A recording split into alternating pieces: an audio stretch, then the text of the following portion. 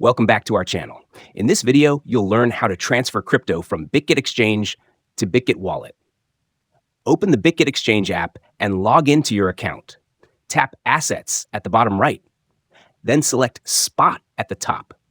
Tap Withdraw and choose the cryptocurrency you want to transfer. For example, select USDT. Choose On-Chain Withdrawal. The network is selected automatically, but you can change it by tapping the drop-down arrow. In this video, we'll use TRC20. Next, open your Bitget Wallet app. Tap Deposit, then select Receive. Scroll down and choose USDT TRC20. Copy the deposit address or scan the QR code. Return to Bitget Exchange and paste the deposit address. Enter the withdrawal amount, then tap Withdraw. Wait for the transaction to complete. Once done, your crypto will be transferred from Bitget Exchange to Bitget Wallet. If this video was helpful, don't forget to like and subscribe to our channel. See you in the next video.